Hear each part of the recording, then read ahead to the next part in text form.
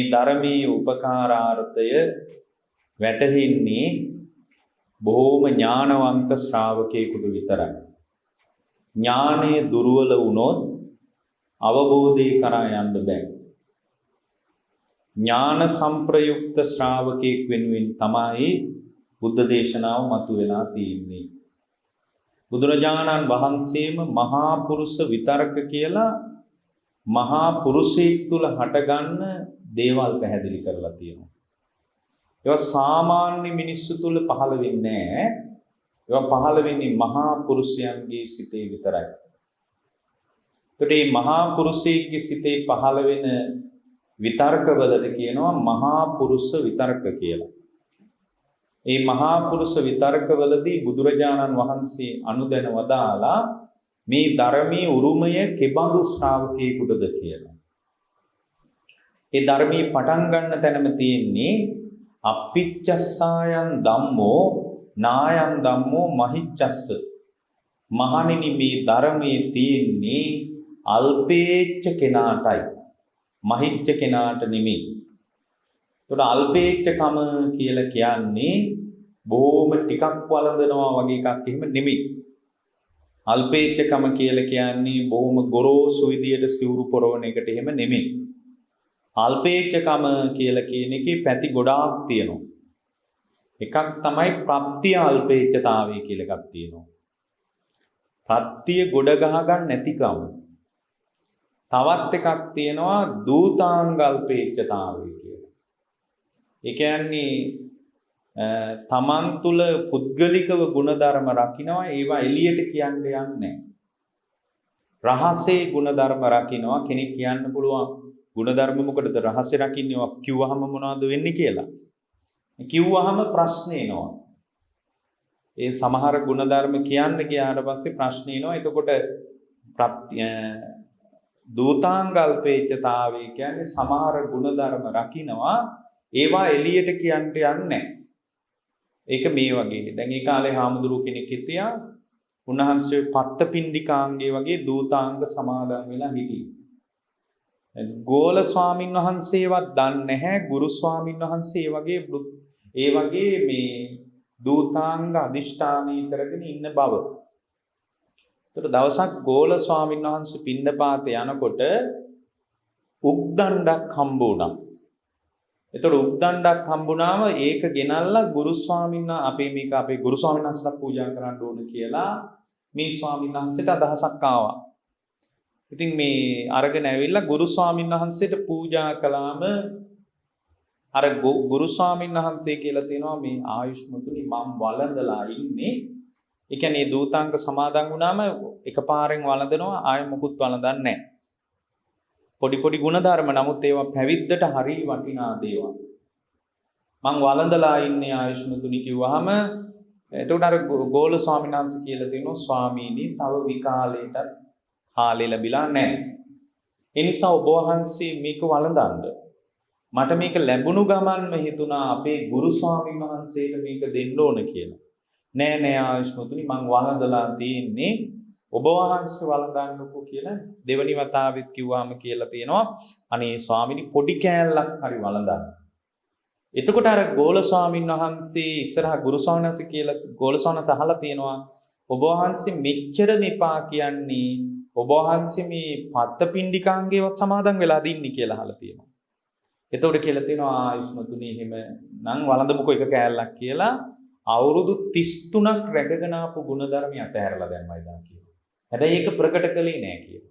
කමක් නෑ ආයුෂ්මතුනි එහෙනම් පොඩි කෑල්ලක් වළඳමුකෝ ඔබ වහන්සේ ඔච්චර කියන එක. ඒතර අවුරුදු 33ක් එක දිගට රැකපු ගුණයක් කඩලා දැම්මා ඒක ප්‍රසිද්ධ කරන්න නැතුව.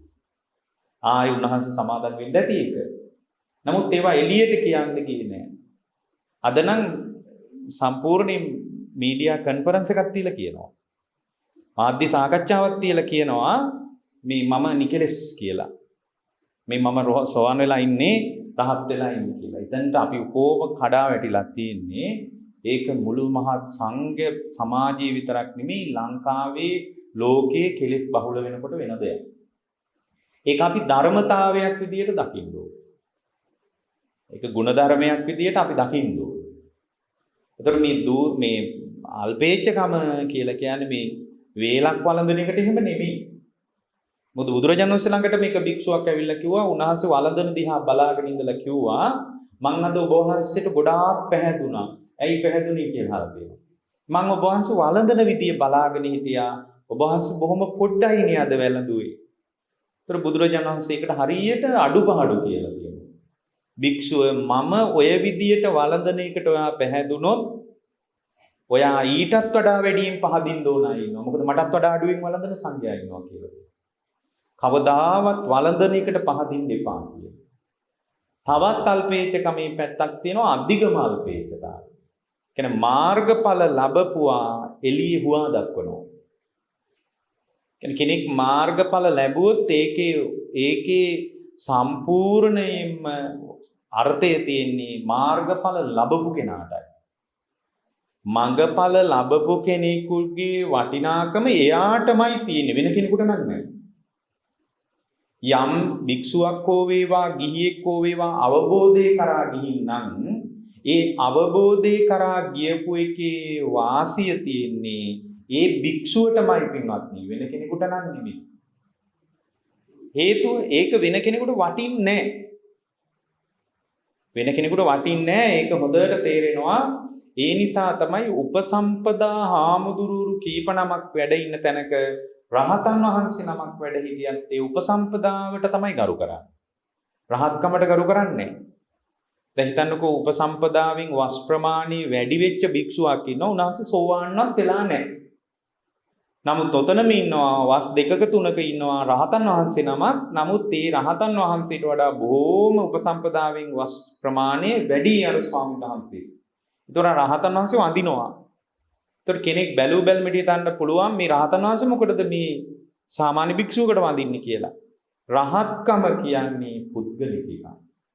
ඒ අරහත්ත්වයේ වටින්නේ ඒ පුද්ගලික භික්ෂුවට. නමුත් මේ උපසම්පදාවේ එන සංගමහලු පිළිවෙල කියලා කියන්නේ ඒක බුදුරජාණන් වහන්සේ වදාළ පණවා වදාළ දෙයක්. රහතන් වහන්සේත් උපසම්පදාවෙන් වස් ප්‍රමාණي වැඩි භික්ෂුවට වඳින්නේ ඒකයි. ඒ කියන්නේ රහත්කම කියන්නේ අතිශය පුද්ගලික එකක්. ඒක එළියට කියන්න ඕන එකක් නෙමෙයි. මාර්ගඵල කියනවා පුද්ගලික ඒවා. ඒවා එළියට කියන්න ඕන ඒවා නෙමෙයි. ලබාපු මාර්ගඵලයේ කිව්වහම මොකද වෙන්නේ කියලා කෙනෙක් අහන්න පුළුවන්. නමුත් කෙලෙස් සහිත ලෝකයකට මාර්ගඵල වලින් වැඩක් නැහැ. කෙලෙස් සහිත ලෝකයකට අනවශ්‍ය විතර්ක ඇති වෙන්න පුළුවන්. මාර්ගඵල ගැන හුවා දැක්වීම අනවශ්‍ය විතර්ක ඇති වෙන්න පුළුවන්. ඒකට අපි කියන්නේ අධිගම අල්පේච්ඡතාවය. ඔන්න ඔය විදිහට අල්පේච්ඡතාවයේ ප්‍රති ගොඩාක් බුදුරජාණන් වහන්සේ අනුදැන වදාලා. ඒතර ඒක මහා පුරුෂ විතර්කයක්. මේ ධර්මයේ තියෙන අල්පේච්ඡ කෙනාටයි කියලා දැනෙන එක. මේ ධර්මයේ තියෙන ලැබිච්ච දෙයකින් සතුටු වෙන කෙනාටයි සන්තුට්ඨස්සායන් ධම්මෝ. මේ ධර්මයේ තියෙන හුදෙකලාවට ඇලුණු කෙනාටයි පවිවිත්තස්සායන් ධම්මෝ. මේ ධර්මයේ තියෙන ඇරඹූ වීරිය තියෙන කෙනාටයි ආරද්ධ විරියස්සායන් ධම්මෝ. මේ ධර්මයේ තියෙන්නේ හොඳට සතර සතිපට්ඨානෙ මත හිත පිහිටුවාගත්ත කෙනාටයි උපට්ඨිත සතිස්සායන් ධම්මෝ. මේ ධර්මයේ තියෙන්නේ හොඳට සමාහිත සිතකින් වාසය කරන කෙනාටයි සමාහිතස්සායන් ධම්මෝ. මේ ධර්මයේ තියෙන්නේ ප්‍රඥාවන්ත කෙනාටයි පඤ්ඤාවන්තස්සායන් ධම්මෝ. මේ ධර්මයේ තියෙන්නේ තෘෂ්ණා මාන දිට්ඨි වශයෙන් කෙලෙස් අවුස්සගෙන ඒ කෙලෙස් වලට අර්ථය දෙන්නේ නැති කෙනාටයි ඒකට අපි කියනවා ප්‍රපංච රාමස්සායන් ධම්මෝ කියලා. මේ ධර්මයේ තියෙන නිෂ්ප්‍රපංච රාමස්සායන් ධම්මෝ.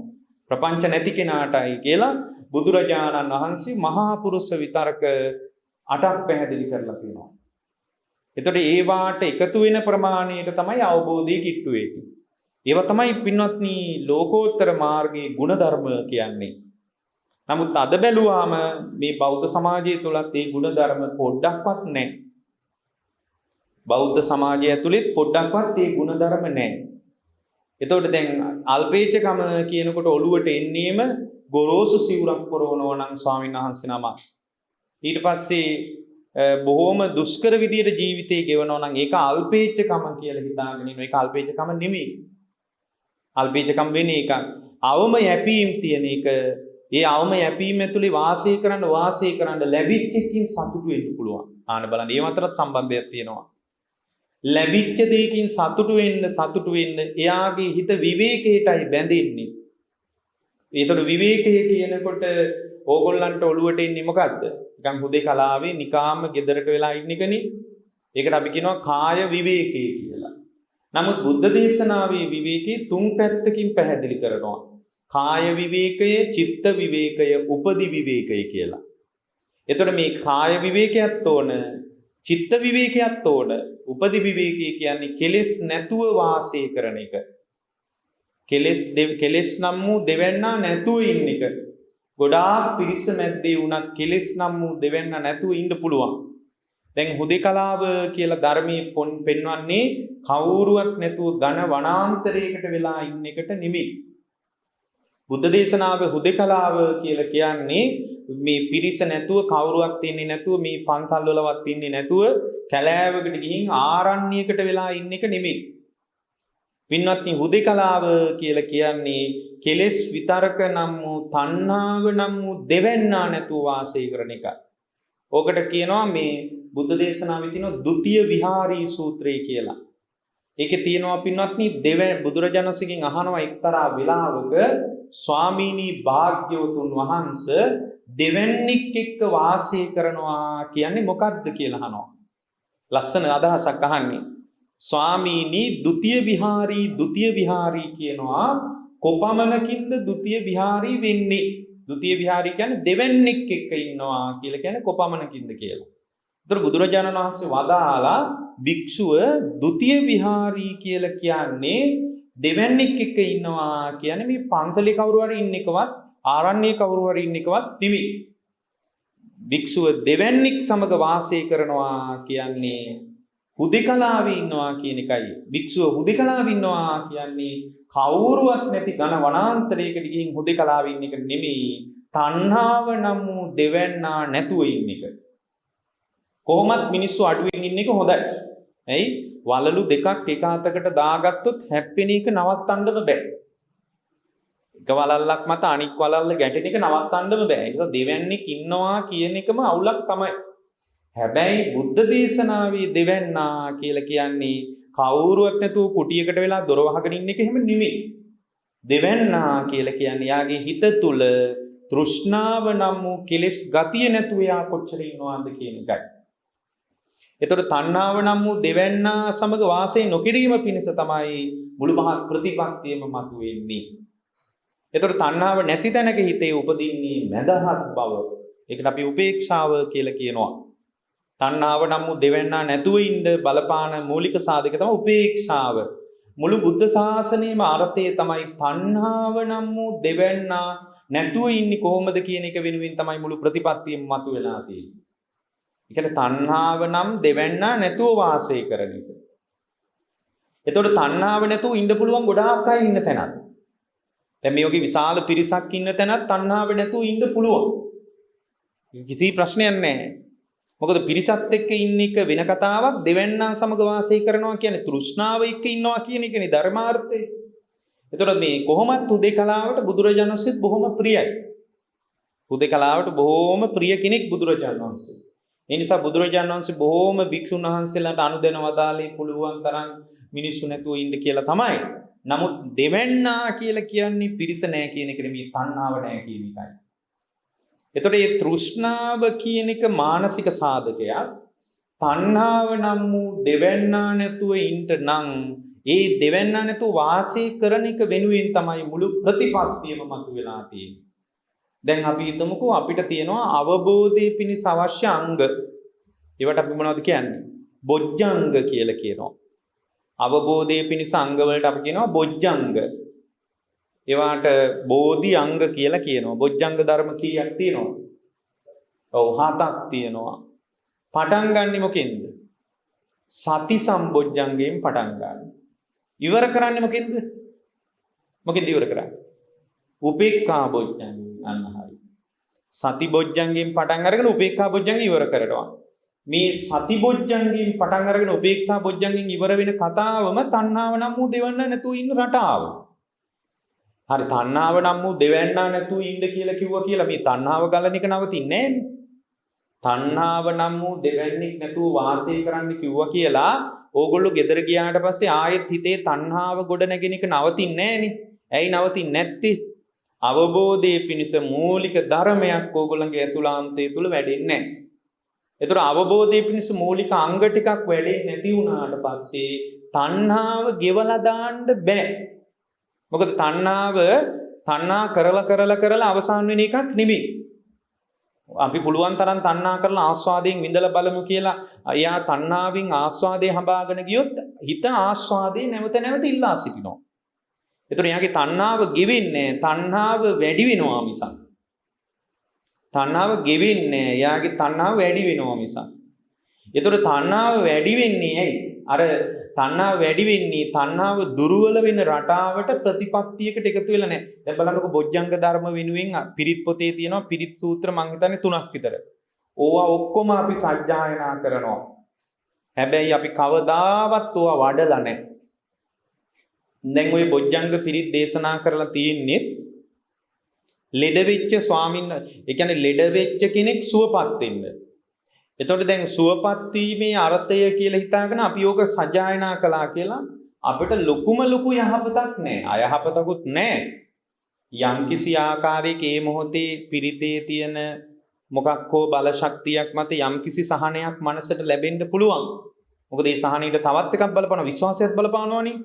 ඉතා බරපතල විශ්වාසයක් ඇතුලේ යම් කෙනෙක් බුදුරජාණන් වහන්සේ පිළිබඳව සද්ධානුසාරීව ඒක ශ්‍රවණය කරන එක ඇතුලේ යම්කිසි ආකාරයක සුවයක් ලැබෙන්න පුළුවන්. හැබැයි බොජ්ජංග වැඩුවොත් තමයි සම්පූර්ණ තණ්හාව ගෙවෙන්නේ සුවපත් වෙන්නේ.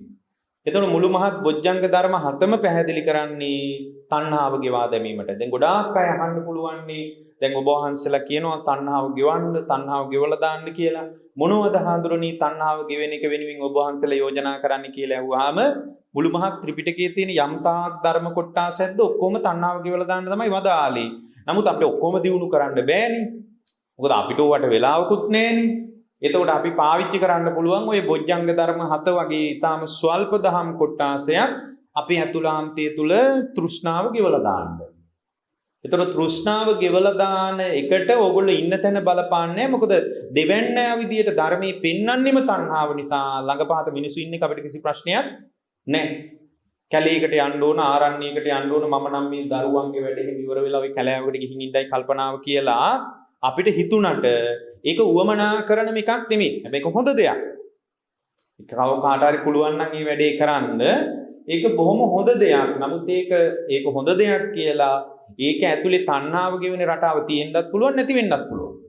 දැන් මට සමහර ස්වාමීන් වහන්සේලා හම්බෙලා තියෙනවා. ඇත්තටම මේ මෑත කාලෙත් අපෙන්ම ওই ධර්මය අහලා එක හඳුරු කෙනෙක් පැවිදි වුණා. උන්වහන්සේ බොහෝම අවංකව පැවිදි වුණේ. ඉතින් මේ අවංකව පැවිදි වෙලා මේ මෑත කාලේ මට කතා කළා දැන් දවස් 4කට 5කට උඩදී. ඒතර අවංකව පැවිදි වුණේ. මට මතකයි මං ඉන්න තැනට ඇවිල්ලා තියෙනවා මං හිතන්නේ 25 වාරයක් විතර. උදේට මාව මුණ ගැහෙන්න බැරි වුණොත් ඒ මහත්තයා ඇවිල්ලා දවල්ට කඩින් කාලා ආයෙනවා. එනකන් යන්නේ. පස්සේ මට තේරුණා මේ කෙනා බොහොම අවංක කෙනෙක් කියලා. මම ඔය මං හිතන්නේ ටිකක් දුර පැත්තක ස්වාමීන් වහන්සේ නමක් සම්බන්ධ කරලා පැවිදි කළා. දැන් මට දවස් 3කට උඩදී කතා කළා රැයක. කතා කරලා කිව්වා මම මේ මහා සෑය වන්දනා කරන්න ආවා. මේ සෑයට ආවහම ඔබ වහන්සේ මතක් වුණා. ඔබ වහන්සේ නෙමෙයි මට මේ ධර්මයට එන්න පාර පෙන්වුවේ. ඉතින් මං ගොඩාක් පිරිහිච්ච කෙනෙක්. නමුත් මං ධර්මයට ආවේ ඔබ වහන්සේ. මං ඇහුවා ඊට පස්සේ දැන් ඔය ස්වාමීන් වහන්සේගේ ධර්මයේ දියුණුව කොහොමද කියලා. ඒතරකෝ අනේ ස්වාමීන් වහන්සේ ධර්මයේ කොහොම වුණත් ඉතින් මේ වත්පිළිවෙත් ටික කරගෙන ඉන්නවා. මේ හරියට මේ ගොඩාක් ලොකු ගමක් තියෙන්නේ. ඒ නිසා ඉතින් නිතර දානමාන මේවට යන්න වෙන වැඩ තමයි තියෙන්නේ කියලා. ඒතර දැන් මේ ස්වාමීන් වහන්සේ කියන මූලික අර්ථයට ඊටාම පරිස්සමින් මේ පාංශකූල දානමාන කරගෙන මේ පන්සල් වල හාමුදුරුවෝ හරියට වැඩ ඉන්නවා. උන්වහන්සේලා ගුණධර්මත් පුරාගෙන බොහොම පරිස්සමට වැඩ ඉන්නවා. නමුත් අර ස්වාමීන් වහන්සේ ගියේ මේ අර්ථයෙන්. ඊට පස්සේ ඒ ගියේ මේ අර්ථයෙන් නිසා ඒ ස්වාමීන් වහන්සේ අර වතපිළිවෙතටම අහු වෙලා ඊට පස්සේ දන්නේම නැතුව ළඟදී හඩාගෙන වැටෙන්න පුළුවන්. එතකොට අපි ඊටා පරිස්සම් වෙන්න ඕන. අපේ ආපු ඉලක්කයේ අපේ අර්ථයේ යට වෙන්න නොදී තියාගන්න. එතකොට ඒකට තමයි සති සම්බොජ්ජංගේ උදව් කරන්නේ. සිහිය පිහිටවාගෙන ඉන්නවා. බලනවා වටින් කොටින් කෙලස් ගහනවා නම් හිමීට මාරු වෙලා යන එක තමයි හොඳම දේ. අපි දන්නවා අපි ඉන්න ඕන විදිය. මොකද මේ අවෝන පිරිහිච්ච තැනක අපි ඉන්න දාන්නවා කියලා ලොකු පඬිත කතා කියවගෙන හිටියොත් එහෙම බලාගෙන ඉති පිරිලා යනවා. ඒ නිසා අර සති සම්බොජ්ජංගේ උදව්ව නැතුව කෙලස් ඇවිස්සෙන තැනක ඉන්න එපා. අපි ඕන පිරිහිච්ච තැනක අපි ඉන්න දන්නවා හාඳුරුනේ මම දන්නවනේ මම කවුද කියලා එයාගේ හිත විශ්වාස කරගෙන එයා එතන නැවතිලා හිටියොත් තමාරු වැටෙනවා. හරි එයා එතන ඉන්න පුළුවන් ඒක කිසි ප්‍රශ්නයක් නෑ. එයාව පරිස්සම් කරන්නේ සති සම්බොජ්ජංගේ. උපට්ඨිත සතිය. එතකොට සති සම්බොජ්ජංගේ තුල හිත පිහිටවාගෙන ඉන්න කෙනෙකුට අරුබුද නෑ. සිහිය පිහිටවාගෙන ඉන්න කෙනෙකුට අරුබුද නෑ. එතකොට මේ සිහිය පිහිටවාගෙන ඉන්න කෙනෙක් දවසින් දවස කුසලය මත ප්‍රබෝධමත් වෙනවා. සිහිය පිහිටවාගෙන ඉන්න කෙනෙක් දවසින් දවස කුසලය මත පින්වත්නි ප්‍රබෝධමත් වෙනවා. කොහොමද ඒක වෙන්නේ දන්නවද? දැන් මේ කාලේ පොදුවේ ගත්තොත් කුසල්ද බලවත් වෙලා තියෙන්නේ අකුසල්ද? පොදුවේ ගත්තොත් මොනවද බලවත් වෙලා තියෙන්නේ? අකුසල්. දැන් ලංකාවේ වටින් කොටින් බැලුවාම පේනවා මේ ප්‍රශ්නේ මොන විදියට එක එකනා ලිහලා පෙන්නුවා. මෙන්න මෙහිම පාලන තන්ත්‍රයේ ප්‍රශ්න, ආර්ථික ප්‍රශ්න මොන විදියට ලිහලා පෙන්නුවත් මේ ධර්මයට අනුව බැලුවාම බරපතල විදියට පොදුවේ අපිට අකුසල් විපාක බලවත් වෙච්ච වෙලාවක්. ධර්මයෙන් බැලුවාම එක එක දෘෂ්ටිවලයි සංඥාවලයි හිර වෙලා ඉන්න කෙනෙකුට ඒක කෝලහලයක් කරගන්න පුළුවන්. ඒකනේ බුද්ධ දේශනාවේ සූත්‍රයක් තියෙනවා මේ කලහ විවාද සූත්‍රය කියලා. ඒතර යම් කලහ විවාදයක් ඇති වෙනවා නම් කර දෙකක් නිසා ඇති වෙන්නේ කියනවා. මොකද්ද? මේ කලහ විවාද සූත්‍රයේ තියෙනවා කලහ විවාද ඇති වෙන්නේ එකක් දෘෂ්ටිය නිසා කියනවා, එකක් සංඥාව නිසා කියනවා. දෘෂ්ටියත් අභ්‍යන්තර සාධකයක්, සංඥාවත් අභ්‍යන්තර සාධකයක්. දෘෂ්ටියයි සංඥාවයි ඔක්කොම මානසික ගතියක්. ඒ මානසික ගතිය නිසාමයි කලකෝලහල ඇති වෙන්නේ. එළිය ප්‍රශ්නයක් නිසා නෙමෙයි. ඒක කලහ විවාද සූත්‍රයේ තියෙනවා. එතකොට දැන් අපි බලන්න ඕන මොකද්ද දන්නවද? අපි බලන්න ඕන ධර්මයෙන් බලනකොට අපට තේරෙනවා මේ මොහොතේ පොදුවේ ගත්තොත් අකුසල් විපාකයේ පිනිස ඉදිරිපත් වෙච්ච වෙලාවක්. කවුරු මොනවා කිව්වත් ඒක හැමමයි. එක එකනට ඒගොල්ලන්ගේ අර දෘෂ්ටියටයි සංඥාවටයි අනුව ඒගොල්ලන් කතාවක් කියන්න පුළුවන්. නමුත් ධර්මයට අනුවනේ දැන් අපිට බලන්න වෙන්නේ. අනික ඒගොල්ලෝ බලන ක්‍රමයෙන් විසඳිලත් නැහැ නේ ප්‍රශ්නේ. එහෙනම් ධර්මයට අනුව බලනකොට අපිට ප්‍රශ්නේ ලියා ගන්න දැන් ඇතුළ නොකැළඹී තියා ගන්න නම් අපිට උවමනා වෙනවා මේ මොහොතේ වෙන දේ ධර්මයට අනුව ලියන්න. ඊට පස්සේ තමයි බොජ්ජංග ධර්ම වලට එකතු වෙන්න පුළුවන්. ඒක බොජ්ජංග ධර්ම වල පොදු අර්ථය තමයි තණ්හාව ගෙවලා දාන එක. තව තණ්හාව නම් වූ දෙවන්නා නැතුව ඉන්නේ කොහොමද? විශාල පිරිසක් මැද. එතකොට දැන් මේක ගිහි කෙනෙක් කියන්න බෑනේ. මට හාඳුරුණි දෙවන්නේක් නැතුව ඉන්නේ කොහොමද? අපේ ගෙදර කට්ටිය ප්‍රශ්නයක් නෑ නේද? අපේ කතාව තණ්හාව නම් වූ දෙවන්නා නැතුව ඉන්න එක ගැනනේ. ගෙදර 10ක් 15ක් එක හිටියත් අපිට කිසි වගේ වගක් නෑ. ඒ ඕනෑ කෙනෙක් ඉන්න පුළුවන්. අපේ බුදුරජාණන්සේගේ අර්ථය හුදෙකලාව කියලා කියන්නේ කැලෑවට වෙලා මුවා වෙලා ඉන්න එකට නෙමෙයිනේ. මොකද මුවා වෙලත් ඉන්න පුළුවන් නේ කෙලෙස් විතර ගලන ගම ඉන්න බැරිද? පුළුවන්. එතකොට දැන් තණ්හාව නම් දෙවන්නා නැතුව ඉන්න එක නම් තණ්හාව කියන එකත් මානසික සාධකයක් නම් දෙවන්නා මානසික උපදිච්ච තත්වයක් නේ. දෙවන්නා වනාහි මානසික ගතියක්. එතකොට දැන් අපිට පුද්ගලිකව කරන්නනේ තියෙන්නේ. ඔයා ගෙදර කාත් එක්කවත් ඉන්න එපා කිව්වොත් අපිට එළියත් එක්කත් කතා කරන්න වෙනවනේ. ඔයා පොඩ්ඩක් එහාට මෙහාට වෙලා ඉන්න. මම දැන් මේ වෙලාවේ ධර්මයක් දියුණු කරනවා. ඒ නිසා මට ධර්මයේ දියුණු කරනවා නම් මෙන්න මේ බඳු පාරිසරික සාධක තමයි මට උමනා කරන්නේ. ඒ නිසා ඔයා පොඩ්ඩක් එළියට වෙලා ඉන්න කියලා එළිය කෙනෙක් වෙනස් කරන්න වෙනවනේ. අපිට කිසි ප්‍රශ්නයක් නැහැනේ. 25ක් ගෙදර හිටියත් අපේ අර්ථය තණ්හාව නම් දෙවෙන්නා නැතුව ඉඳලා නිවිල යන්නේ. ගොඩාක් අය ඉන්න තැනත් මේ වැඩේ කරන්න පුළුවන් නේ එහෙනම්. ඇයි අපිට ඇතුලේ ප්‍රශ්නයක් නේ ඇතුලේ කෙනෙක් නේ දෙවෙන්නා වනාහි අභ්‍යන්තරික තත්වයක් නේ.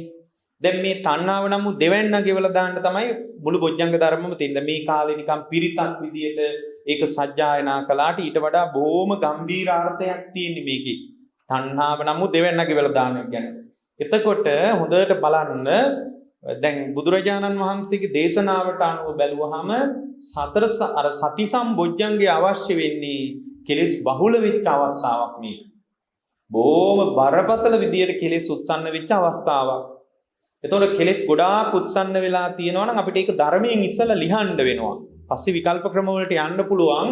ධර්මයට අනුව අපිට මේ මොහොත කියව ගන්න වෙනවා. එතකොට ධර්මයට අනුව මේ මොහොත කියවනකොට මොකද්ද කතාව? ධර්මයට අනුව මේ මොහොත කියවනකොට අපිට වැටහෙන දේ තමයි අකුසල සංස්කාර විපාකයට පැමිණ ඇත. එතකොට අකුසල සංස්කාර විපාකයට පැමිණ ඇත කියලා හිතනවා නම් කොහොමද අපි ඒක සිහියෙන් යුතුව දුරු කරන්නේ? සති සම්බොජ්ජංගේ පාවිච්චි කරන්නේ කොහොමද? දැන් මේ වෙලාවේ ඉතලා අපිට මේ ප්‍රශ්නයක් තියෙනවනේ. ලෝකෝත්තර දියුණුව වෙනුවෙන් යන්න කලින් මේ වෙලාවේ ප්‍රශ්නිත් අපිට ටිකක් විසඳ ගන්න වෙනවනේ. ඒකනේ බඩගින්න ආපු කෙනෙකුටවත් ධර්මයේ දේශනා කරන එක බුදුරජාණන් වහන්සේ එකතු වෙන්නේ නැත්තේ. බඩගින්න ඉන්න කෙනෙකුට ඉස්සලා කැම ටික දීලා ඉන්න එපාය.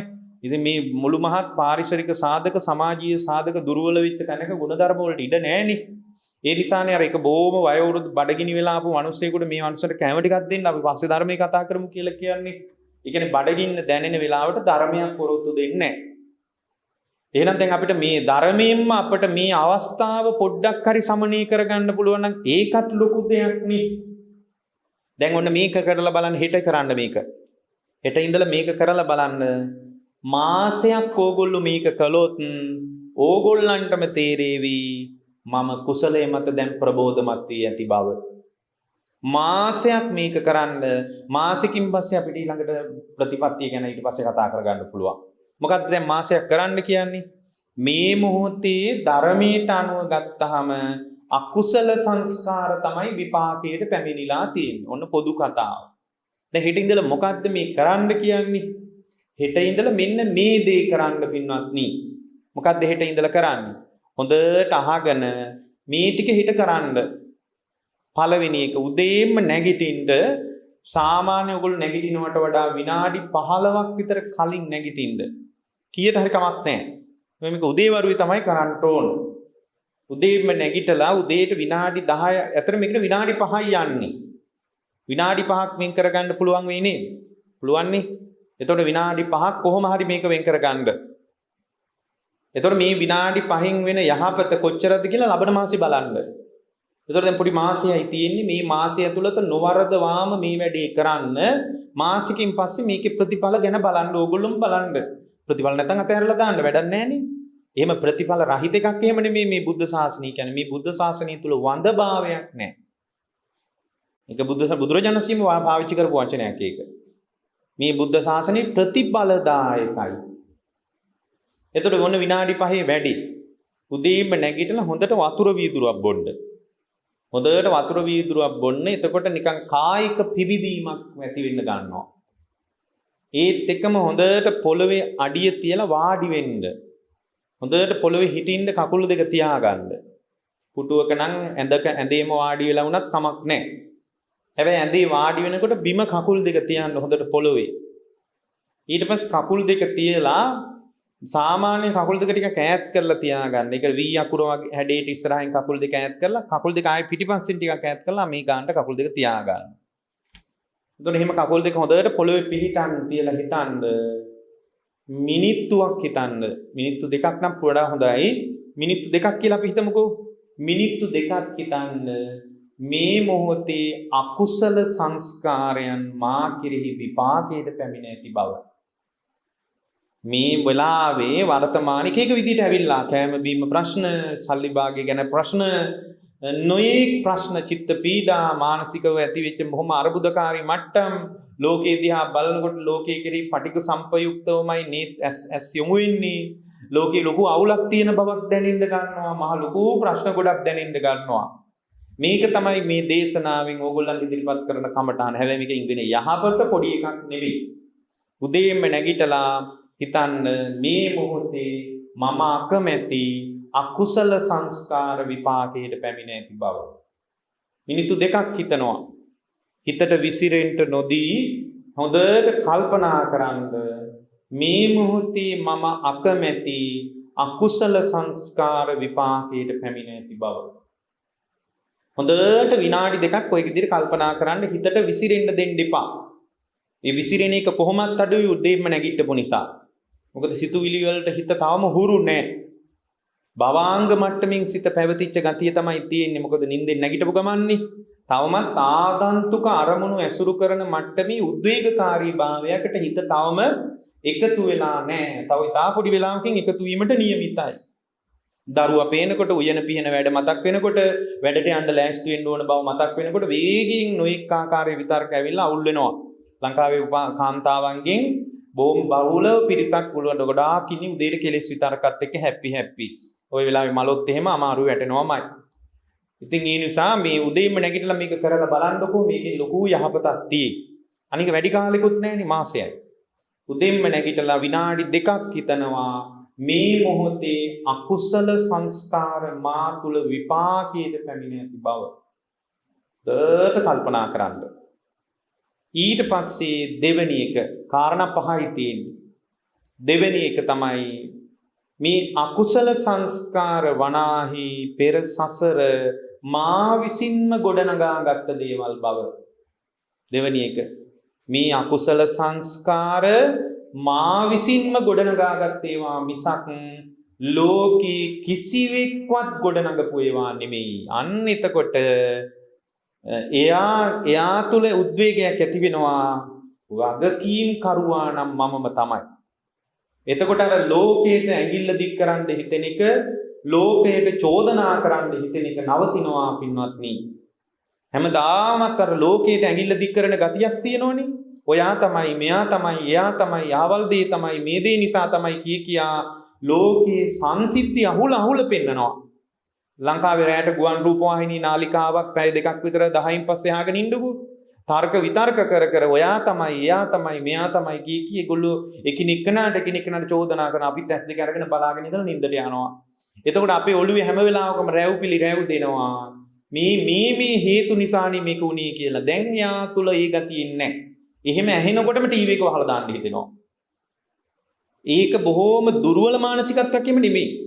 ඒ වගේ විකාර කතා ඇහෙනකොට මෙයාට තේරෙනවා මේගොල්ලෝ හොද්දටම අවුල් වෙලා ඉන්නේ කියලා. ඇයි අපිට ධර්මයෙන් නිපෙන්නේ? උදේම නැගිටලා බැලුව පළවෙනි විනාඩි දෙකේ කොහොමද අකුසල් සංස්කාර විපාකයට පැමිණ ඇති බව. අකුසල් සංස්කාර තමයි මේ විපාකයට පැමිණිලා තියෙන්නේ. ඒතකොට දෙවෙනි විනාඩි දෙකේ බැලුව මොකද්ද? මේ අකුසල සංස්කාර මා විසින්ම ගොඩනගාගත් දේවල් පෙර සංසාරයේ මෙහිදී වෙන්න බෑ. මොකද අකුසල් සංස්කාර මෙහිදී ගොඩනගාගත් ඒවා නව සංස්කාර විදියට ගොඩනගන්නේ නව සංස්කාර ඒවා. පෙර සංසාරේ ඉපදෙමින් මැරෙමින් ආපු සසර ගමනේදී මා විසින්ම ගොඩනගාගත් ඒවා වෙන කවුරුත් එහෙම කරපුවා නෙමෙයි. මහත්යාවක් කරපු එකක් නෙමෙයි. බිරිඳවත් කරපු එකක් නෙමෙයි. අම්මයි මායි දෙන්නම කරපුවත් නෙමෙයි. දෙමව්පියෝයි දරුවෝයි ඔක්කොම එකතු වෙලා අත්වැල් බැඳගෙන කරපුවත් නෙමෙයි. එහෙම අත්වැල් බැඳගෙන සංස්කාර රැස් කරන ගතියක් නැහැ. පුද්ගලිකව අභ්‍යන්තරිකව සංස්කාර ගොඩ නැගෙනවා. එහෙනම් මේ සංස්කාර වනාහි මා විසින්ම සසරදී ගොඩ නගාගත්ත දේවල් වෙන්න කෙනෙක් ගොඩ නගපුවා නෙමෙයි. ඔන්න දෙවෙනි විනාඩි දෙකේ. තුන්වෙනි විනාඩි දෙකේ බලනවා.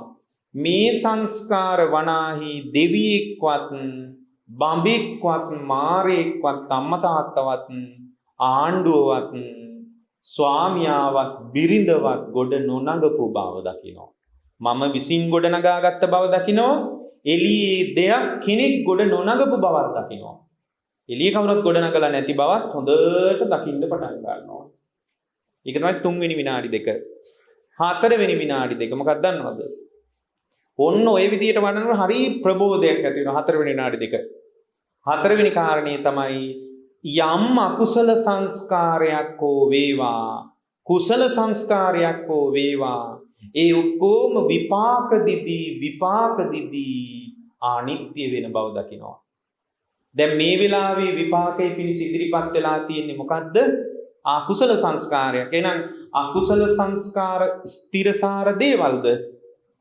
නිත්‍ය දේවල්ද?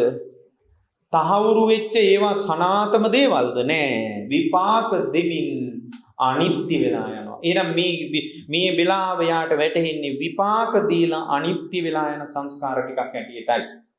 අකුසල් සංස්කාර වනාහි විපාක දිදී අනිත්‍ය වෙලා යන දේවල්. ඒක තමයි හතරවෙනි පියවර බලන්නේ.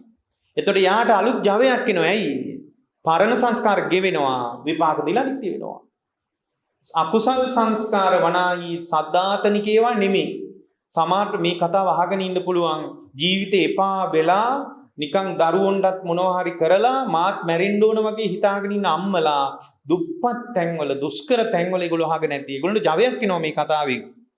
ඒගොල්ලන්ට එපා වෙන්නේ නැහැ ජීවිතේ. ඇයි? අකුසල් සංස්කාර නම් කවර ආකාරයක එකක් වුණත් විපාක දීලා නිත්‍ය වෙනවා.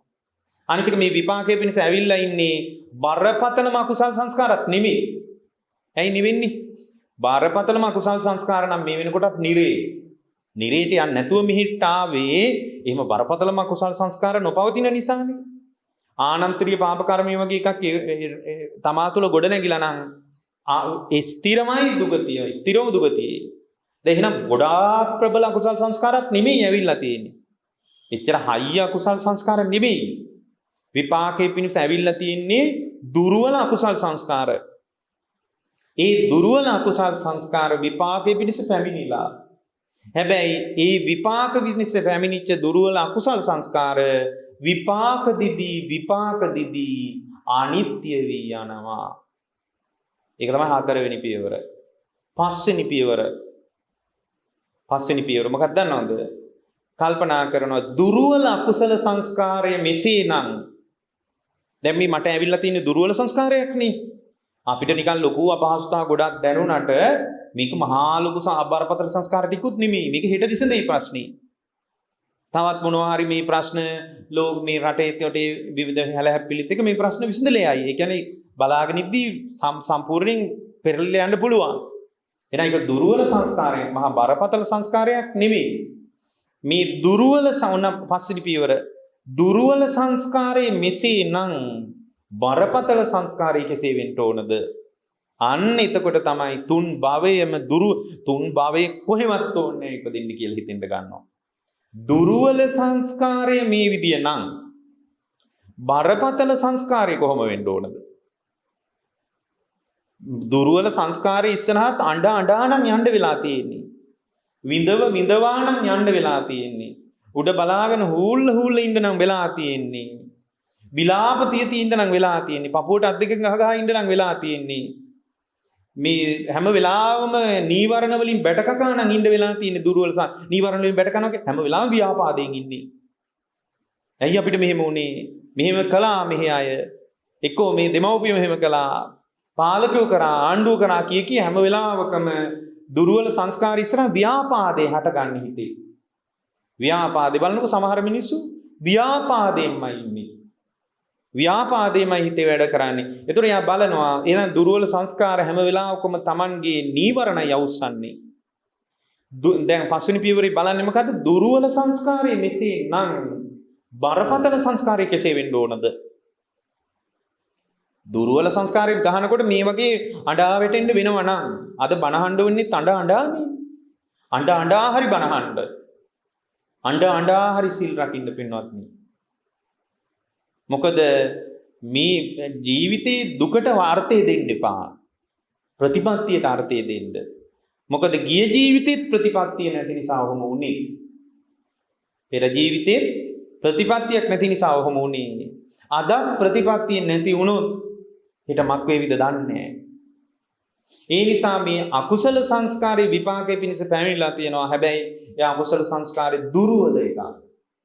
දුර්වල සංස්කාරයේ මෙසේ නම් බරපතල සංස්කාරයක සේවෙන්න ඕනද කියලා හොඳට කල්පනා කරන්න. එහෙම කල්පනා කරනකොට භවය දුර්වල වෙන්න ගන්නවා. ඊළඟට හිතන්න ඔන්න අන්තිම කතාව. ප්‍රබල කුසල සංස්කාරයක් විපාකයේ පිණිස පැමිණේවා කියලා හිතන්න. හිත එහෙම පෙළඹෙනකොට තමයි යට ඉපදෙමින් මැරෙමින් ආපු සංසාර ගමනේ ගොඩාක් කරපු කුසල් තියෙනවා. පොඩි පහේ කුසල් නෙමෙයි. ඇයි සංසාරේ ඉපදෙමින් මැරෙමින් ආපු ගමන දීර්ඝ එකක් නේ පින්වත්නි. දීර්ඝ සංසාරේ ඉපදෙමින් මැරෙමින් ආපු જાතියක් අපි. ඒ සංසාර ගමනේ කොයි තරම් පින් කරලා නැද්ද? මොන්න තරම් සිල් රැකලා නැද්ද පින්වත්නි? මොන්න තරම් පිළිවෙත් පුරාගෙන නැද්ද? මොන්න තරම් ගුණධර්ම දියුණු කරගෙන ඉන්න නැද්ද? නමුත් පින්වත්නි ඔක්කොම යට ගිහින් දුර්වල සංස්කාරේ මතුවෙලානේ. එතකොට දැන් අපි හිතෙන් අදිෂ්ඨාන කරනවා මොකද්ද? ප්‍රබල කුසල සංස්කාරයක් විපාකයේ පිණිස පැමිණේවා කියලා. අර ටික ඔක්කොම හිතලා තමයි එහෙම හිතන්නේ. එතකොට හිත වැඩ කර කෙනෙක් කියන්න පුළුවන් ප්‍රාර්ථනා කරලා මොනවද හඳුරුනේ ලැබෙන්නේ කියලා. ඇත්තටම ප්‍රාර්ථනාවකින් ලොකු දෙයක් ලැබෙන්නේ නැහැ. නමුත් මේ හිත පොළඹවනවා పూర్ව චේතනාවක් හිතට දෙනවා කුසල සංස්කාරේ විපාකයේ පිණිස පැමිණිය යුතුයි කියලා. මේ හිත වැඩ කරන්නේ పూర్ව චේතනාවට අනුව. ඒකනේ උදේට නැගිටින්න ඕන කියලා නිදාගත්තොත් හරියටම වෙලාවට හැරෙන්න ඕනේ. ඇයි හිත වැඩ කරන්නේ పూర్ව චේතනාවකට අනුව. චේතනා පෙළගස්වන විදියට හිත ලෑස්ති වැඩ කරන්න. නමුත් හිතට වැඩ නැහැ අද. ඒ නිසා හිත උදාසීනයි. හිත උදාසීන වෙන්න කෙලෙස් තමයි මේ හිතේ රජ කරන්නේ. උදාසීන සිතක් තියෙන්නේ. උද්වේගකාරී සිතක් මිනිසුන්ට නැහැ. එතකොට දැන් හිත උදාසීන වෙනකොට ඒ උදාසීන වෙච්ච සිතක් අරක් ගන්නේ නීවරණ ටික. ඒක තමයි අපිට වෙලා තියෙන්නේ. දැන් අපි හිතුවොත් එහෙම මේ මොහොතේ ප්‍රබල කුසල සංස්කාරයක් ඉදිරිපත් වේවා කියලා හිතුවොත් පින්වත්නි ওই විදිහට මාසයක් කරලා බලන්න මේ තියෙන ප්‍රශ්න ඔක්කොම විසඳිලා සුරපුරයක් වෙන්නේ නැති වේවි. එහෙම වෙන්නේ නැහැ. මේ සකසුණු ලෝකේ එකපාර කන පිට හරවන්න බෑ. නමුත් පින්වත්නි ශාස්ත්‍රීක පිනක් මතුවේ. ශාස්ත්‍රීක කුසලයක් මතුවේ. ඒ කොහොම එකක්ද කියලා අපි දන්නේ නැහැ. එතකොට අද මිනිසුන්ගේ අදක්ෂකම මොකක්ද දන්නවද? අද මිනිස්සු එහෙම ශාස්ත්‍රීක කුසලයක් මතු කරගන්න විදියක් දන්නේ නැහැ. ශාස්ත්‍රීක කුසලයක් මතු කරගන්න විදියක් දන්නේ නැහැ. ඒ දන්නේ නැති නිසා මිනිසුන්ගේ හිතේ ගැරහිල්ල විතරයි තියෙන්නේ. ගැරහිල්ල විතරයි තියෙන්නේ. දැන් ওই ලංකාවේ කුලී රථයකට ගොඩ මන්නම් දැන් යන්නෙම නැහැ කුලී රථවල හේතු ගියත් කතා කරන්නේ යන කෙනාට. ඒ කතා කරු සම්පූර්ණ සංඝයාට තමයි බනින්න පටන් ගන්නේ. නිකන් මේ රට කඩා වැට්ටුවේ හාඳුරුරු වගේ. එතකොට දැන් එහෙම කඩා වැට්ටුවේ පැවිද්දෝ කියලා සමහර අයගේ අදහසක් තියෙනවා. එතකොට එයා යනකම්ම ගරහනවා. ඒ නිසා මන්නම් දැන් ගොඩ වුණත් කතා බහ කරන්නේ නැහැ.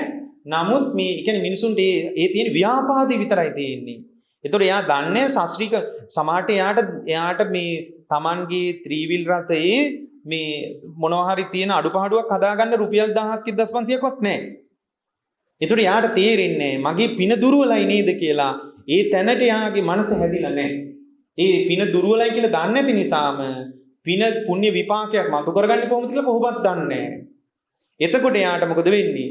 එයාට මේ කවුරු ලෝකේ වෙනස් වුණත් කබලින් ලිපට වැටුණා වගේ එයා කඩා වැටෙනවා. මොකද ශාස්ත්‍රීක කුසලයක බීජයක් පැල කරගන්නේ කොහොමද කියලා දන්නේ නැහැ පින්වත්නි. ඔය ටික ඇතුලේ නිවන් මාර්ග වැඩෙන විදිය මම කියන්නද? දැන් මේවා ඕගොල්ලෝ හිතන්න පුළුවන් මම මේ කල්පනා කර කිව්වා කියලා. ඔන්න බලන්න එකක්වත් වරදින්න නැතුව මං කියලා ආයෙත් පෙන්නන්න. හොඳට හිතන්න පින්නත්නි. ඇඳේ වාඩි වෙලා උදෙන්ම නැගිටලා වතුර වීදුරුවක් බීලා උදෙන්ම හිතන්න. ඔන්න දැන් මම මේ කියන්නේ ලෝකෝත්තර ගුණධර්ම වැඩෙන විදිය දැන්. ඒකත් එක්ක නිවන් මාර්ගට කොහොමද තල්ලුව ලැබෙන්නේ කියලා අනිත් පැත්තෙන් මම දැන් කියනවා. මොකද පළවෙනි එක තමයි මේ මොහොතේ මේ තමා තුළ අකුසල සංස්කාරයක් අකමැති සංස්කාරයක් විපාකයේ පිණිස පැමිණිලා. එහෙම පැමිණිලා කියලා දකිනකොට එයාට කර්මයයි කර්මඵලයයි පේන්න ගන්නවා. කර්මයයි කර්මඵලයයි පේන්න ගන්නවා. ඇයි කර්මයයි කර්මඵලයයි අවබෝධ කළාමනේ අරහත්ත්වේ කරා යන්නේ. එහෙනම් ඒක බුදුරජාණන්සේගේ ශ්‍රාවකයෙකුට අවශ්‍ය දෙයක්. ඊට පස්සේ යා දෙවෙනි වරට හිතුවාම මේ අකුසල් සංස්කාර විපාකයට පැමිණ තියනවා මේවා මා විසින්ම සසර ගොඩනගාගත් එකක් පෙර මගේම අවිද්‍යාවට ගොඩනගාගත් එකක් කියලා දකිනකොට අවිද්‍යාව නිසා ගොඩ නැගෙන සංස්කාර පේන්න ගන්නවා අන්න පටිච්චසමුප්පාදේ පේන්න ගන්නවා මගේ පෙර අවිද්‍යාවට මං ගොඩනගාගත්තා. ඉතින් වෙන කෙනෙකුට බාර දෙන්නේ කොහොමද? අවිද්‍යාපත්‍ය සංඛාරා කියන පටිච්චසමුපාදයේ දැන් පේන්නේ. බලන්න ලස්සනට ලෝකෝත්තර ධර්මයේ ඇතුලේ වැඩෙන විදිය. එතෙන් මේකේ අතිරේක වාසි දෙකක් තියෙනවා. එක පැත්තකින් ශාස්ත්‍රීක පුණ්‍ය බීජයක් මතුවෙනවා. අනිත් පැත්තෙන් පින්වත්නි ලෝකෝත්තර මාර්ගයට එකතු වෙනවා. දැන් පළවෙනියෙන් අත්දැකපු දේ මොකක්ද දැක්කියා? පළවෙනියෙන් අත්දැකපු දේ දැක්කේ කර්මයයි කර්මඵලයයි පේන්න ගන්නවා. ඒ කියන්නේ සම්මාදිට්ඨිය උපදිනවා. කම්මස්ස කතා සම්මාදිට්ඨිය කියන්නේ. දැන් අපි සම්මාදිට්ඨිය නෑනේ. බලන්න සම්මාදිට්ඨිය හැදෙන්නේ ඒකේ. මාසයක් ඕගොල්ලෝ ඔය විදිහට දැක්කොත් ඕගොල්ලෝ හැදුවේ සම්මාදිට්ඨියමයි වෙන දෙයක් නෙමෙයි. දෙවනියට මේ සංස්කාර වෙන කෙනෙක් කරපුවා නෙමෙයි මම්ම කරගත් ඒවා. මේ ලෝකේ මමමයි මේ සංස්කාර කරගත් කොහොමද? පෙර සංසාරේ මං සංස්කාර කරගත්තා. කොහොමද සංස්කාර කරේ? අවිජ්ජා පත්‍ය සංකාරන්න. දැන් පටිච්චසමුපාදේ වෙන්න යනවා. ඉස්සල සම්මා දිට්ඨිය හැදුවා. දැන් පටිච්චසමුපාදේ හදනවා. ඊට පස්සේ මේ සංස්කාර වනාහි එළිය කෙනෙක්, දෙවියෙක්, බඹෙක්, මාරේ, කම්මතාත්ත, හාන්දුරු, දාරුවෝ කවුරුත් හදපු එකක් නෙමෙයි. මේ සංස්කාර එළිය කෙනෙක් කරපු එකක් නෙමෙයි. අන්න එතකොට යාට පුදුමාකාර අප්‍රමාදයක් එනවා. මාවමයි පිහිට කරගන්න ඕන. අන්න අත්ත සරණානඤ්ඤ සරණ. මාවමයි පිහිට කරගන්න ඕනේ. වෙන කෙනෙක් කරපු ප්‍රශ්නයක් නෙමෙයි. මටමයි වැරදිලා තියෙන්නේ. එහෙනම් මේ වෙලාවේ මම මාවමයි දූපත කරගන්න ඕන. අත්ත දීපා විහෙරත. මම මාවම දූපතක් කරගන්නයි යොමනා කරන්නේ කියලා Tamanගේ පිහිට පේන්න ගන්නවා. අන්න දැන් එතකොට එයාට තේරෙනවා නිදි වරාගෙන හරි අඬ හරි සිල් රකින්න ඕන. ඇයි මාවමයි පිහිට කරගන්න තියෙන්නේ. මාව ගලවන්න ගැලවුම්කාරයෙක් ලෝකේ නෑ. ඔන්න ඔතන තමයි පින්වත්නි ශ්‍රද්ධාව හොඳටම මෝරන්නේ. පින්වත්නි කිසිම දෘෂ්ටියකට අහු වෙන්නේ නෑ. කිසිම දෘෂ්ටියකට යම් කෙනෙක් මේ නැකත් කේන්දර ඒව මේව පස්සේ ගියා නම් ඒ ගතියත් කඩාගෙන වැටෙනවා. ඒ කියන්නේ මං කියන්නේ මේ කේන්දරවල ශාස්ත්‍රයේ ඇතුලේ යම් කිසි යහපතක් තියෙන්න පුළුවන්. මම මේක ගැන එහෙම නෙමෙයි කියන්නේ. ඒව ගැන උනන්දු කෙනෙක් ඒව ගැන උනන්දු වුණාට කිසි ප්‍රශ්නයක් නැහැ. නමුත් එයාට හිතෙනවා නෑ මාවමයි සරණ කරගන්න ඕන.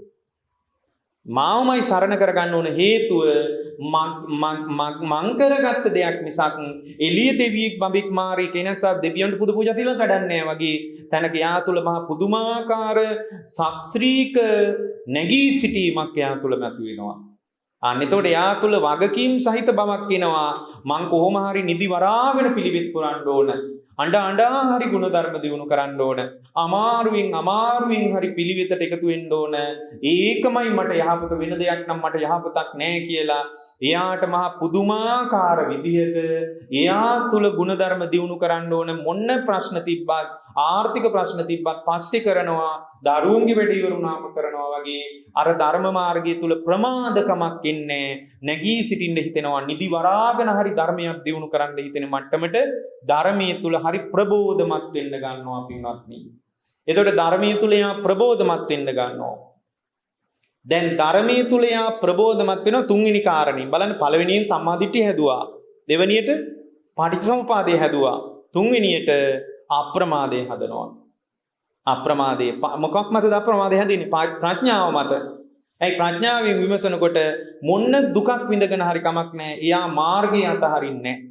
බරපතල ඡන්දයක් උපදිනවා ධර්ම මාර්ගයට. අපිට ඒක නෑනේ. බරපතල වීරියක් උපදිනවා ධර්ම මාර්ගයට. බරපතල සිතක් ඇති වෙනවා. ඡන්ද, චිත්ත, විරිය, විමර්ශන හොඳට විමසුම් නුවණක් ඇති වෙනවා. එතකොට යාවමයි පේන්නේ. ලෝකයේ කෙනෙක් පේන්නේ නැහැ. ඒ කියන්නේ යා පේනවා කියන්නේම මොකක්ද? සතර සතිපට්ඨානෙ. යම් සිද්ධියක් ඇතුලේ මාවම මට පේනවා නම් අනිත් පැත්තට කණ්ණාඩියකින් බැලුවා වගේ යම් සංසිද්ධියක් ඇතුලේ සංසිද්ධිය නොපෙනී මට මගේම හිත පේනවා නම් එතන චිත්තානුපස්සනාවමයි. ඒ කියන්නේ සතර සතිපට්ඨානෙ වැඩෙන්නේ. බලන්න මේ කතාව ඇතුලේ ලෝකෝත්තර මට්ටමින් ගුණධර්ම වැඩෙන විදි. ඊට පස්සේ පින්වත්නි ඒ ශ්‍රාවකයාට හිතෙනවනේ මොකද්ද? කවරාකාරයක සංස්කාරයක් වුණත් විපාක දීලා අනිත්‍ය වෙලා යනවා නේද කියලා බලනකොට එයා විදර්ශනාවට එකතු වෙන්න ගන්නවා. අනේ අනිත්‍යයි කියලා බලන එක මොකටද ඇති? විදර්ශනාවට. කවරාකාරයක සංස්කාරයක් වුණත් විපාක දීදී අනිත්‍ය වෙනවා. මේ මොහොතේ සංස්කාර විපාක දීලා අනිත්‍ය වෙලා යනවා කියලාම තේින්න ගන්නවා. අනිත්‍යයි දුකයි අනාත්මයි කියලා බලන හුරුවට මොකද්ද කියන්නේ? විපස්සනාව කියලා කියන්නේ. අන්න දැන් එයා ඇවිල්ලා තියෙන්නේ කොතනටද? විදර්ශනාවට ඇවිල්ලා තියෙන්නේ. එතකොට යාට පෙනෙන ඊළඟට බලන්නේ කොහොමද? මේ වගේ දුර්වල සංස්කාරයක් මෙසේනම් බරපතල සංස්කාරයක් කෙසේ වෙන්න ඕනද කියලා බලනකොට පින්වත්නි තුන් භවයම පිළිකුල් වෙන්න ගන්නවා. ඇයි? සංස්කාර මත භවය පැනවෙන්නේ. සංස්කාර මත පැනවෙන සංස්කාරවල ප්‍රතිලාභය මොකද්ද? සංකාර පච්චයා විඥාන. සංස්කාරවල ප්‍රතිලාභේ විඥානේ පිහිටන එක. සංස්කාරවලට කරන්න පුළුවන් ලොකුම මහපංකම තමයි විඥානේ ප්‍රතිසන්දි කර අරගෙන යන එක. ඒක මව් ගර්භාෂයක වෙන්න පුළුවන්, කුණු ගොඩක වෙන්න පුළුවන්, බිත්තරයක් ඇතුලේ වෙන්න පුළුවන්, ඕපපාතික වෙන්න පුළුවන්. සංස්කාර වලට කරන්න පුළුවන් ලොකුම අපහංකම තමයි විඥානීය ප්‍රතිසන්දි කරා අරන් යන්නේ ඒක. සංස්කාර නැත්තම් විඥානීය නිරුද්ධ වෙනවනේ. සංකාර නිරෝධා විඥාන නිරෝධෝ කියන්නේ සංස්කාර නිරුද්ධ වීමෙන් මහණෙනි විඥානීය නිරුද්ධ වියනවා කියලා කියන්නේ. එහෙනම් සංස්කාර වලට කරන්න පුළුවන් ලොකුම අපහංකම තමයි තුන් භූමිය අනුසිත පවත්වන එක. දැන් මෙතන මේ දුර්වල සංස්කාරයේ මෙසේනම් කාම භූමියේ ප්‍රබල සංස්කාරයක් විපාක දෙන්න විදියක් නැහැනේ නිරේ වගේ. දුර්වල අකුසල සංස්කාරයේ මෙසේනම් ප්‍රබල අකුසල සංස්කාර කෙසේ වෙන්න ඕනද කියලා බලද්දී තුන් මේ සංස්කාර වනායි හදන්නේ භවයනේ. මුළු භවයම පිළිකුල් වෙන්න ගන්නවා. මුළු තුන් භවයම පිළිකුල් වෙන්න ගන්නවා. අද ඔයගොල්ලෝ හිතාගෙන ඉන්නව නේද මැරිලා අනිය ආයේ මෙහෙට එනවා නම් හොඳයි. දෙවිවරු අතරට යනවා නම් හොඳයි. ඇයි? මෙහෙම වැඩිමක් නැතිකමට. එදා මේක මාසයක් කරලා බලන්න තුන් භවය අනුව හිත පවතින එක ගැන උපදින්නේ පිළිකුලක් පින්වත්නි. සිත පිළිකුල් වෙනවා මොකටද මෙහිම සසරක කියලා. සංසාරයේ පිළිබඳ පින්වත්නි අනබ්බි රතියක් උපදින්න ගන්නවා.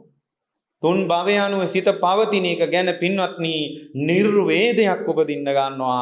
අතිශයින්ම කලකිරීමක් උපදින්න ගන්නවා. ඒ කලකිරීමක් ඉපදුනා කියලා ඕගොල්ලෝ මේ දිනදා වැඩ එහෙම නවතින්නේ නැහැ. ඕගොල්ලන්ට තුන් භවයට අනුව යන්න උවමනාවක් නැහැ එච්චරයි. හරීම ඍජු සිතක් තියෙන්නේ. එහෙනම් භව නිට්ටියක් ඒ පුද්ගලයා තුළ හැදෙන්නේ නැහැ. භව නිරෝධයයි උපදින්නේ. දැන් බලන්න මේ ලෝකෝත්තර වශයෙන් වැඩිච්ච ගුණධර්ම කොච්චර ශ්‍රේෂ්ඨද කියලා. ඊළඟට පින්වත්නි මේ කවර ආකාරයක අකුසල සංස්කාරයක් වුණත් විපාක දිදී අනිත්‍ය වෙලා යනවා කියලා බලනකොට අනිත්‍ය නම් අනාත්මයි කියලා බලනකොට පින්වත්නි හිත ශූන්‍යතාවයටපත් වෙන්න ගන්නවා. අන්න එතන තමයි මාර්ගඵලය උපදින්නේ.